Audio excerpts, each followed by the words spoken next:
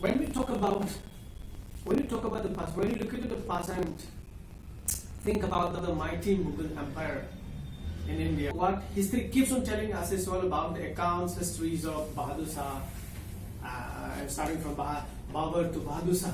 We know that Bahadur Shah left the country. He was sent to exiled at Yangon in Myanmar.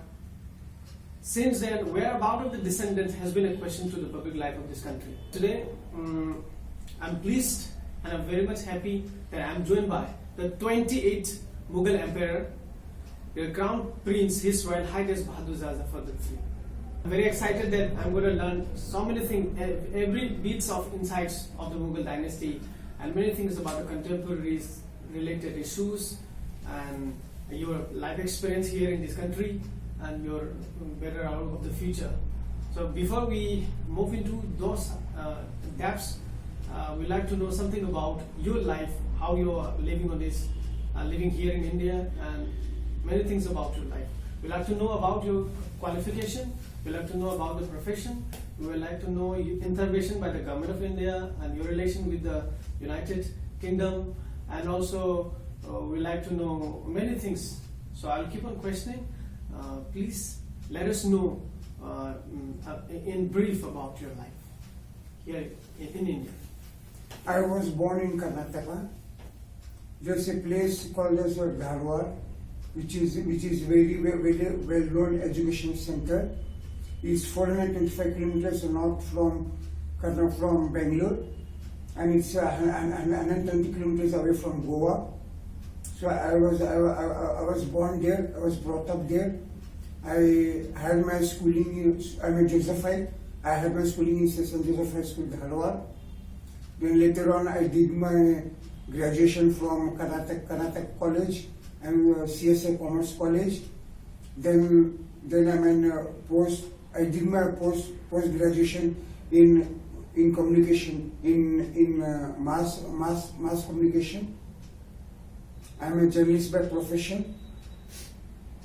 So there's a big question to the public that after the exile of Bahadur Shah Zafar II, the question of descendant keeps on airing to the masses of the country. Many of the people in this country thought that the descendants are no more. Some are thinking that descendants we are totally wiped out during the British era. By now you're under 28, so what I would like to say is, why didn't you come out in the public? Why didn't you come out in the public if you had the descendants? Why you're not in the public life? To save the lives of our family, we were forced to not come out openly into the public, because right from 1947 up to right from 1858 to 1947 we were under detention of the Britishers. Then from 1947 onwards till 1992, we were perpetually under the detention of Indian military and Indian law enforcement agencies. We were not allowed to meet anyone. We were not allowed to go out. All the 24 hours we were in surveillance, so we could not come out. But in 1992, when Honorable Shri VP Singh became the Prime Minister, as VP Singh belonged to a royal family, he himself was a Maharaja, and he was under our dominion.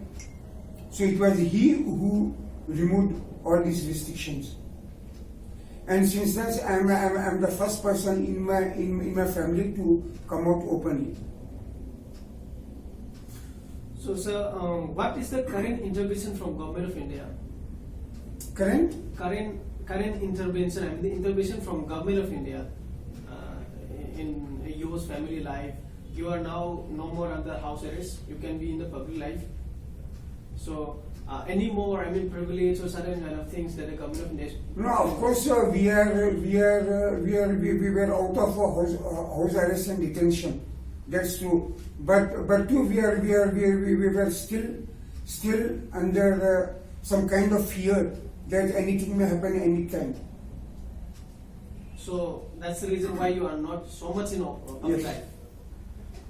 Okay. So is it just a hesitation, or is it kind of your suspicion, or is that could be a reality that the thread you are supposed to? It's not a hesitation because I being the crown prince of a Mughal dynasty, we are not afraid of anyone. We know how to tackle these problems. But we are just on the line says wait and watch. Let's see further if anything comes from that side, then we are ready to face. Okay, sir. Please let us know something about your family members right now and what are they doing and who they are in their capacities. Ours is an educated family. At present in India we are one of two we are of two families. One is in Karnataka, that is myself, and another my cousin is in Kerala. So only two families are remaining in India. But nowadays there are rumors that many people who are unconcerned to our family, they are posing themselves as the legal heirs of my great grandfather Bahadur Shah Zafar III, which is totally baseless. So I request all the concerned people that not to pay any heed to them. In fact, it has been brought to my notice about two to three persons claiming themselves to be the members of my family. But when I have approached them, I haven't got any response from them. They are not ready to face me. Okay. So, sir, what are the works you have done or you are trying to do for your family, especially for the dynasty and the forefathers? Recently, yesterday, I had gone to a facilitation function, which was organized by government of Uttar Pradesh. The Honorable His Excellency, the Governor of UP, Uttar Pradesh, was the chief guest. This program was sponsored by Urdu Academy, Government of Uttar Pradesh. So it was very nice to be a part and parcel of them.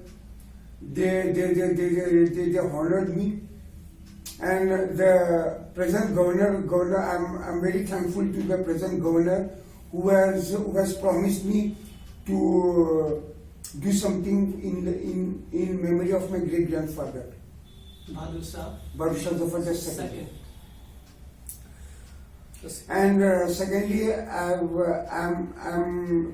within a few days of time, I'm going to start an university in the name of my great grandfather. Where? In Uttar Pradesh. You're going to start a university in the name of my great grandfather. It's nice to And hear. and which gives priority, which allows the students, irrespective of their caste, creed, culture, religion, free education right from nursery up to university level. Is this going to be sponsored totally by your fund or by the government? No, it's purely to our family and to our foundation. Through our foundation. Okay. So, sir, please let us know something about your works in the country as well as abroad related to your family works. I mean, family life. Do you have any works? You have mentioned about the works like the universities and others here in the country. Do you have any other works abroad that concerns your? Yes, so we have been running a trust in the name of my of our great grandfather Babar, which is situated in Samarkand. And secondly, I have started an international NGO, which has been registered a long time back, known as Royal Imperial Mughal Foundation, This is fifth in the world and first in the world to be co-sponsored and co-funded by all the ruling and former monarchies of the world, including 525 princely states of India. Sir, is there any organization or a kind of confederation of all the monarchs? It's an organization comprising of all the former and ruling monarchies of the world. Okay. Sir, do you find any kind of privilege from the UK government? No, not yet. Not yet. Not yet. But your recognition is with them? Yeah.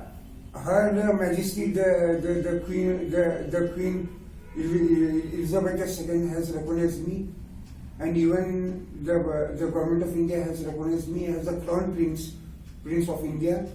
And in the late 70s, I was symbolically crowned as the Emperor of India in Jaipur Palace. Okay. Sir, I would also like to know regarding some of the facilities like visa. Do you need visa or the certain kind of passport? Yes, I do need, because since I'm a citizen of India, I have to cater to the conditions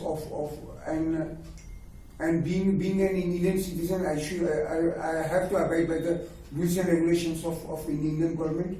I do have a passport, and whenever I visit out of India, I do process a visa, proper visa and good. So during Bahadur Shah Zafar II, entire Mughal dynasty, the rulers were pushed out from the country in a certain way that they should not come again, and confiscation of their property were also done. Yeah, in 1857, after the arrest of my great grandfather, Queen Victoria, she had sent a request letter to my great grandfather, asking him to just stand on the steps of Jama Masjid in Delhi and then ask forgiveness and pardon to the Britishers.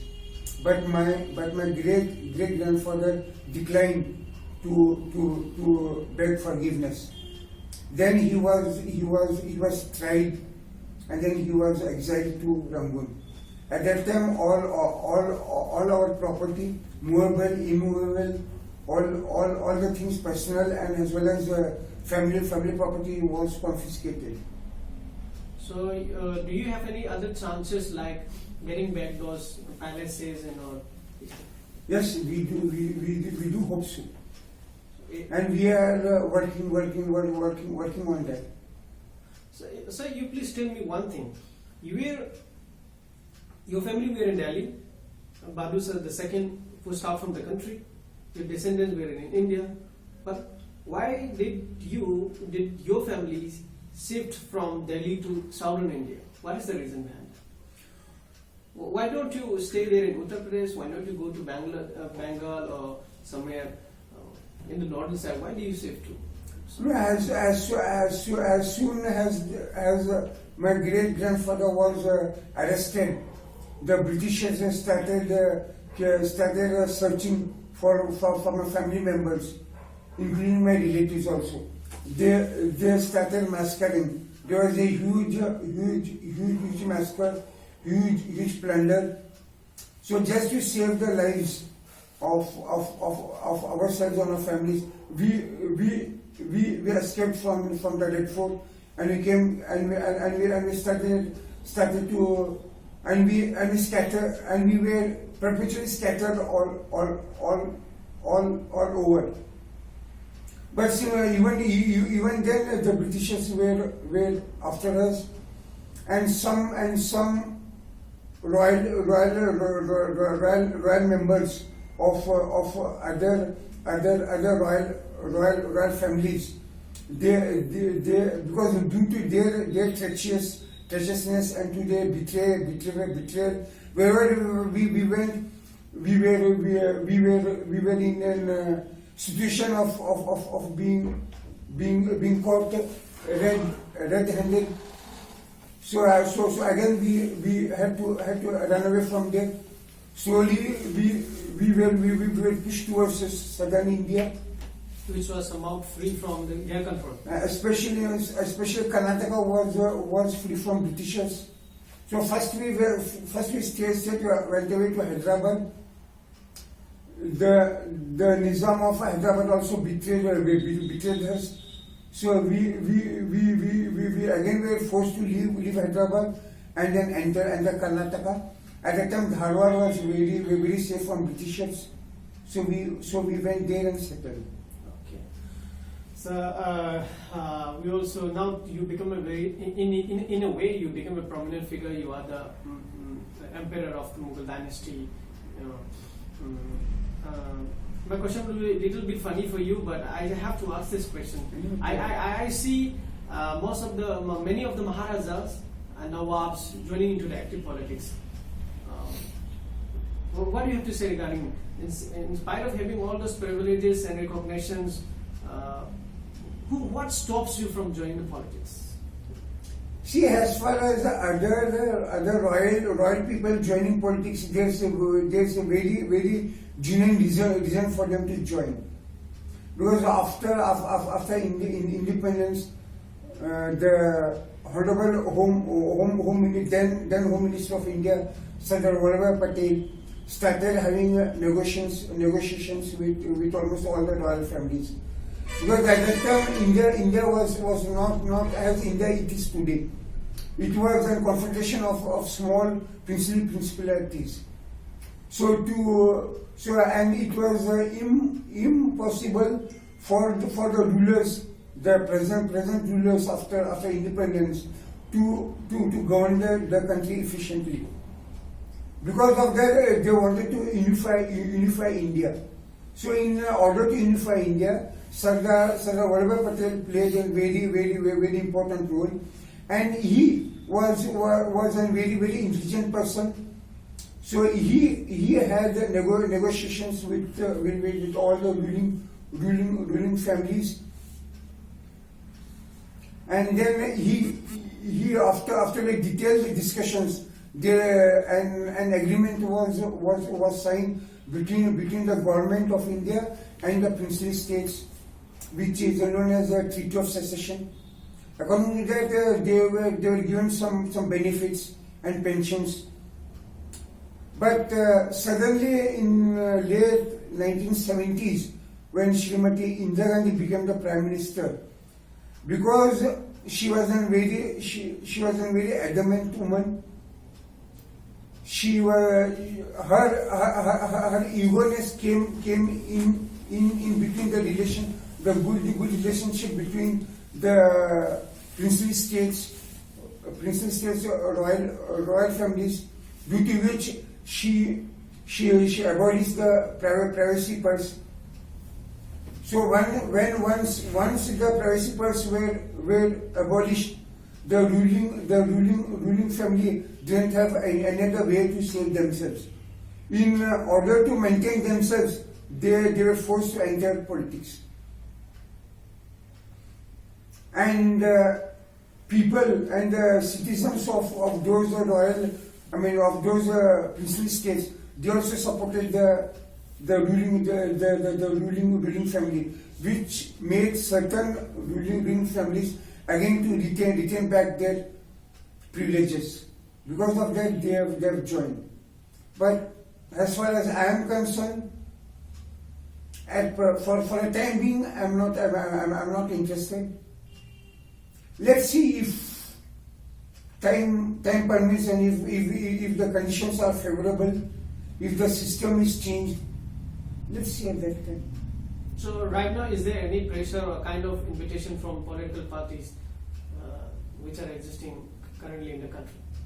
Like, so we have some major players like, say, Congress, we have BJP, we have some other big political players, parties. Do they have any kind of invitation, or rather you straight away reject? Or I don't think that now it's proper for me to tell anything regarding this. Okay, so it's okay. So we would also like to know, if you don't mind, if you feel please us to know who is going to be the next emperor of Mughal dynasty here in India. How can I tell you now? Okay. Because as far as I'm concerned, yes, you have asked me right question. But you know, still today I'm a bachelor. If I get a good match according to my status, I will marry. Hope so. Almighty may give an heir to my throne. If not, I will be forced to adopt someone from my own family. Okay. We would like to know the depths, starting from the establishment. In India, Mughal Empire was established by Babur. Because Babur had a small misunderstanding with his brother, so he was forced to give up his what to say, give up his throne for the sake of unity among the family, and he came towards Afghanistan. He captured Afghanistan and he invaded India, and he fought a battle with Lodi. Then he defeated him and he established the rule in India. But he had to face a lot of difficulties. He was forced to go back twice. Then again he came, again he captured. And then Humayun took over. He also had to face a lot of problems. And at that time, one queen from Rajasthan, she was in deep trouble.